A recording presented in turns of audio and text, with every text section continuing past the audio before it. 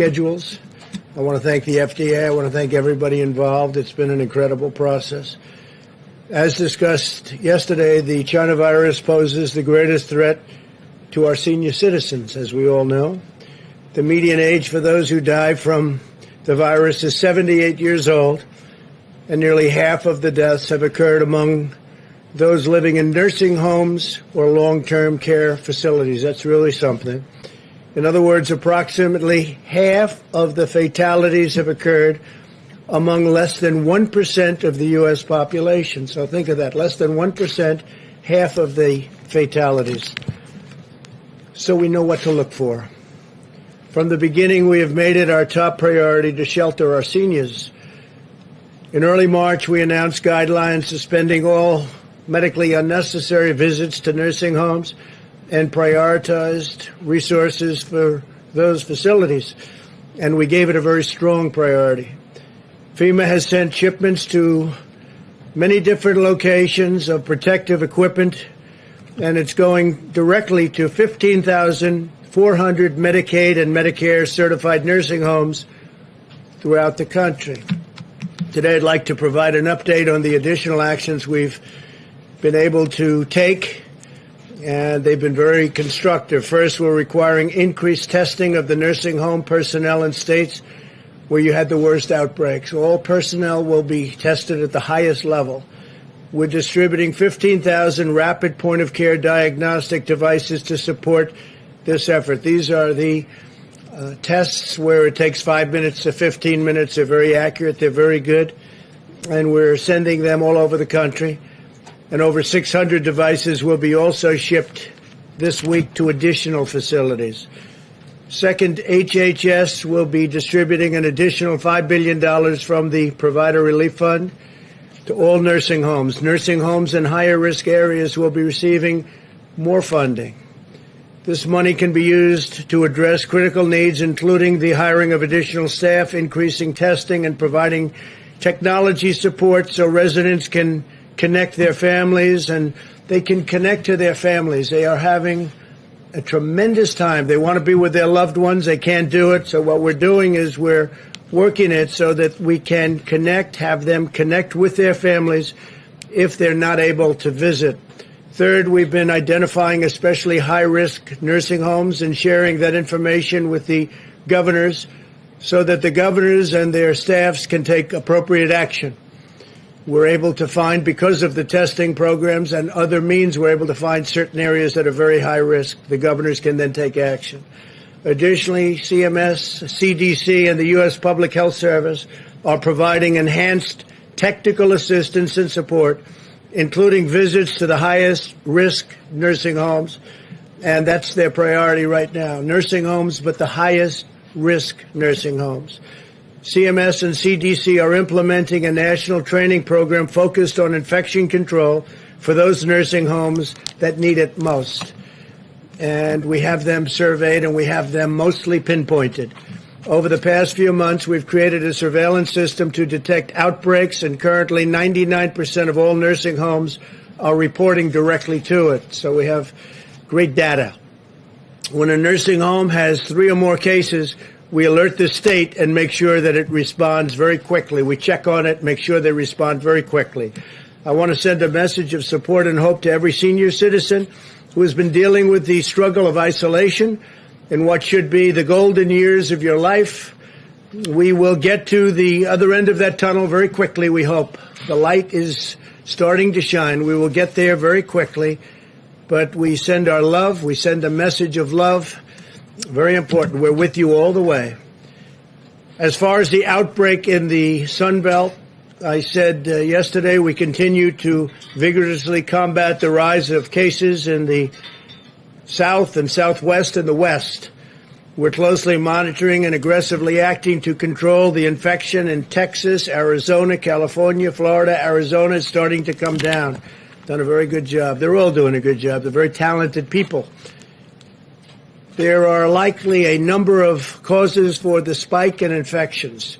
Cases started to rise among young Americans shortly after demonstrations, which you know very well about, which presumably triggered a broader relaxation of mitigation efforts nationwide, and a substantial increase in travel also was a cause. Increased gathering on holidays such as Memorial Day, as well as young people closely congregating at bars and probably other places, maybe beaches, 4 or 5 different listed places. We have 12 that are listed on the guide, likely also contributed. We're also sharing a 2,000-mile border with Mexico, as we know very well, and cases are surging in Mexico, unfortunately. It's with the president, and it's a big problem for Mexico, but cases are surging very sharply and all across the rest of the Western Hemisphere. 257 miles of newly constructed wall along the southern border has had a great positive impact on people coming in, and we have record low numbers of people coming in illegally. That's helped greatly. It was really meant for a different purpose, but it worked out very well for what we're doing right now and for the pandemic. Nationwide, beyond the outbreak in several states, cases remain low and very stable. 19 states have positive test rates of less than 5%. 8 states have positive test rates of less than 2%.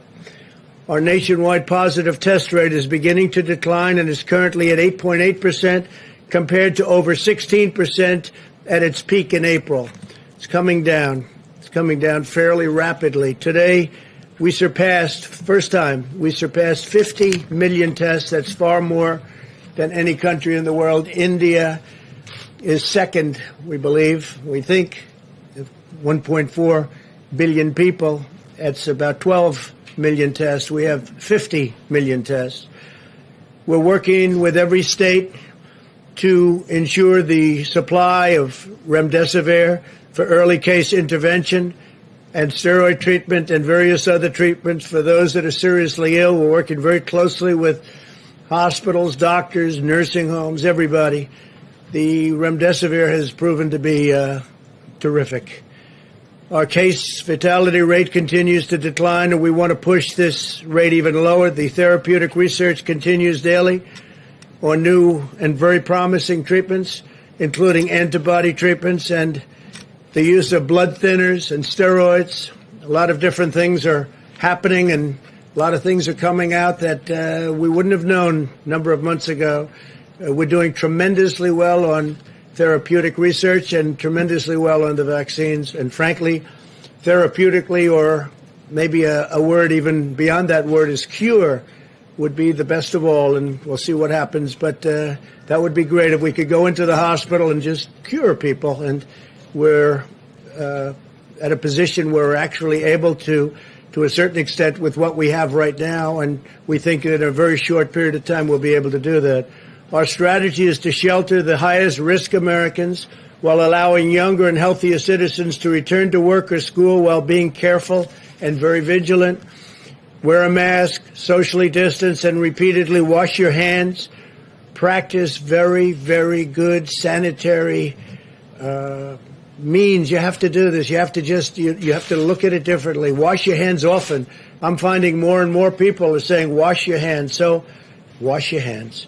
We want young Americans to avoid packed bars and other crowded indoor gatherings, and we're all in this together.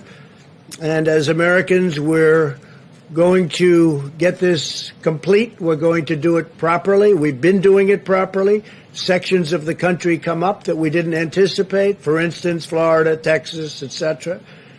But we're working with very talented people, very brilliant people, and it's all going to work out, and it is working out. So with that, I'll take a few questions, please. Yeah, please. Mr. President, I just want to ask you a question about the surge of federal agents to various cities. Yeah. The mayor of Chicago just said moments ago that you're doing this to divert attention from your failures on coronavirus. You are only targeting cities. We haven't had that failure. You are only targeting cities, though, run by Democrats. Is this just a political stunt?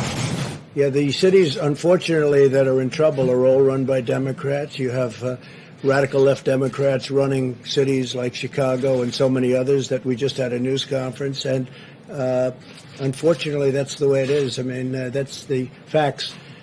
When you look at Chicago and you look at the job, Mayor Lightfoot sent me a letter yesterday, and I think in their own way they want us to go in. There'll be a time when they're going to want us to go in full blast, but right now we're sending extra people to help. We're arresting a lot of people that have been very bad.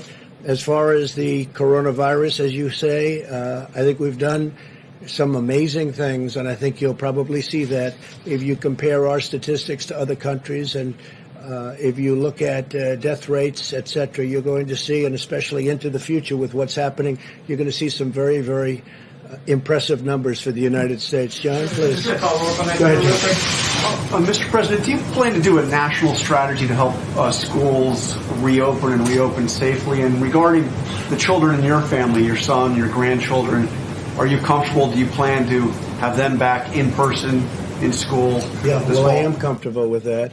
And we do have a national strategy, but as you know, ultimately it's up to the governors of the states. I think most governors, many governors, want the schools to open. I would like to see the schools open, especially when you see statistics like this. We have great statistics and on young people and on safety. So we would like to see schools open. We want to see the economy open. We just had a report literally as I walked in that we set an all-time record on housing price increases, up, I think they said 21%, which is a record that's never happened before. That's a great sign. We have an economy that's going to be booming. It's going to be a lot of jobs are being produced. The job numbers will be coming out shortly, meaning over the next week or so, and I think it'll be a continuation of the last 2 months. The last 2 months have been incredible. So I think we're going to have a great economy. You're going to have a fantastic next year. I think you're going to have a very good third quarter, actually, when the third quarter numbers come out. Interestingly, they'll be announced just before the election. They'll be announced around November 1st. So, yeah, I would like to see the schools open 100%, and we'll do it safely. We'll do it carefully. But when you look at the statistics I just read having to do with children and safety, they're very impressive. They have very strong immune systems. But you would understand that the children who go to school then go back to home, some live with their grandparents, Sure. that there's a real risk. Would you understand if some Well, they schools... do say that they don't transmit very easily, and a lot of people are saying they don't transmit, and we're looking at that. We're studying, John, very hard, that particular subject, that they don't bring it home with them. Now, they don't catch it easily, they don't bring it home easily, and if they do catch it, they get better fast. We're looking at that fact. That is a factor, and we're looking at that very strongly. We'll be reporting about that over the next week. Please. Mr. President, at least 3 governors today came out with new orders on mask requirements. Is that something you wish all the governors would do?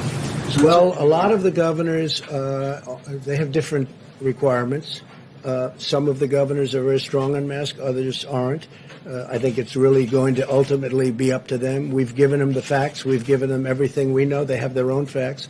Some are strong on masks, and as you know, some aren't in the same ballpark. But I think all are suggesting if you want to wear a mask, you wear it. I bring one. I have one. I've worn it. And I think when I'm in certain settings like hospitals and or when I'm close, when you can't socially distance, I believe in it. Let's see, do I? I do. I have it. And if in certain instances, I think you really, I think you want to travel with a mask. There are instances where you really can use it. I would believe it would be a good thing. Yeah, sir, one just follow-up. D.C. Mayor Bowser came out with such an order today. It, of course, doesn't apply to federal properties, but would you encourage federal properties, and including the White House complex, to follow the order? We're gonna make a decision over the next 24 hours. We'll let you know what that decision is. Okay? Thank you. Thank you. Please. President Trump, do you agree with Senate Republicans discussing the possibility of extending short-term unemployment insurance today so that they prevent benefits from expiring? Well, I think a lot of politicians are discussing that, Republicans, Democrats, and right now a lot of my representatives are on the Hill. They're discussing CARES Act or Phase 4, whatever you want to call it. And I think ultimately something good will come out of it. The economy is starting to really come back strongly when you look at the numbers, even with the fact that, like, California is still closed up in many big states. I think the numbers are even more impressive considering that some states, like California, big ones, are pretty well shut down. So we expect to have something over a period of time, over the appropriate period of time. Thank you very much. These 2 questions are with Andrew Feinberg and J.C. Buell. One is, today you said you're sending federal law enforcement officers to run cities run by extreme politicians, that's the word you used, who happen to be all Democrats, who have supported Black Lives Matter protests. Millions of Americans I didn't say who voted. supported. No, I said Democrat politicians.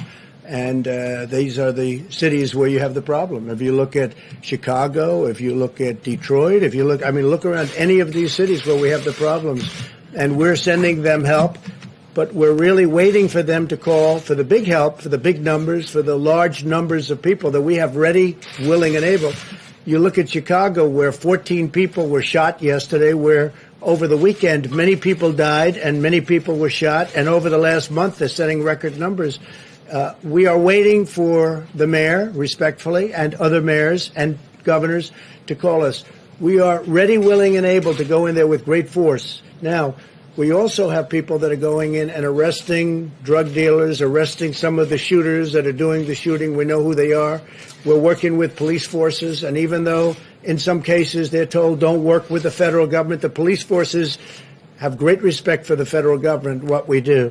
But we're ready, willing, and able to go into these cities that are just being decimated with shooting, and we're going to help. Please. I have a question on crime, but first, I don't think we really got an explanation yesterday on why the health experts are no longer joining you at these briefings. Can you explain why? Because they're briefing me. I'm meeting them. I just spoke to Dr. Fauci. Dr. Birx is right outside. And they're giving me all of everything they know as of this point in time, and I'm giving the information to you. And I think it's probably a very concise way of doing it. It seems to be working out very well. Okay, so on crime, but they're very much involved. They're very much the relationships are all very good, all very good. The relationships that we have with the doctors, with everybody working on the virus has been, I think, extraordinary. Kaylee's here, and I think you would say the same thing. You work with them all the time. Yeah, go ahead, please. So on crime, in 2016, you said it was President Obama's fault that homicides were up in Chicago. So why was it the president's fault then, but it's not your fault now? Chicago is a disaster. The mayor is saying, don't come in. The mayor is telling us not to come in. At some point, we can void that if we have to, but we may have to at some, because it's out of control. I assume she's saying that for political reasons. I think it's negative political reasons. She's a Democrat. I'm going to be nice. She's a Democrat. She's making a big mistake. People are dying in Chicago and other cities, and we can solve the problem. They have to ask us, but we can solve the problem. Why was it President Obama's fault in 2016? You credited it as because him. President Obama was invited in, and he did a poor job. President Obama could have gone into Chicago. He could have solved the problem, and he didn't. In our case, they don't want us in. We can solve the problem very easily. We're equipped with the best equipment, the best people, and you see what we're doing. I mean, Portland was coming down. It was busting at the seams, and we went in and protected all the federal buildings. Those federal buildings are totally protected. And we had to do that. And Portland's a very different place than Chicago. But Chicago should be calling us, and so should Philadelphia and Detroit and others, to go in and really help them. Because when you're losing many people a weekend, many people, you see the same numbers as I do. When you're losing these people, they should call us and they should say, come on in. And it's incredible to me, but they're not doing it. At some point they will. At some point we may have no other choice but to go in. Jeff, please. Mr. President, are you looking at closing further Chinese embassies in the United States? And did you ask Ambassador Woody Johnson to bring the British Open to your Turnberry property in Scotland? No, I never spoke to Woody Johnson about that, about Turnberry. Turnberry is a highly respected course, as you know, one of the best in the world. And I read a story about it today, and I never spoke to Woody Johnson about doing that. No. As far as closing additional embassies, it's always possible. You see what's going on. We thought there was a fire in the one that we did close, and everybody said there's a fire, and I guess they were burning documents or burning papers, and I wonder what that's all about. Okay, how about one or two more, please? Thank you. Would you like to respond to Joe Biden, who today described you might have heard that, as the first racist to be elected president? That was his words. Well, you know, it's interesting because we did criminal justice reform. We passed criminal justice reform, something that Obama and Biden were unable to do. We did opportunity cities. We did the greatest. If you look at what we've done with opportunity zones, nobody's ever even thought of a plan like that. Prior to the China plague coming into our country and really doing terrible things all over the world, doing terrible things, we had the best African American, Hispanic American, Asian American, almost every group was the best for unemployment. The unemployment numbers were the best. You look at employment, you look at opportunity zones, and maybe most importantly, you look at criminal justice reform, you look at prison reform. I've done things that nobody else, and I've said this, and I say it openly, and not a lot of people dispute it. I've done more for black Americans than anybody, with the possible exception of Abraham Lincoln. Nobody has even been close. Thank you very much, everybody. Thank you. On the lane, Mr. President, do you want to clarify what you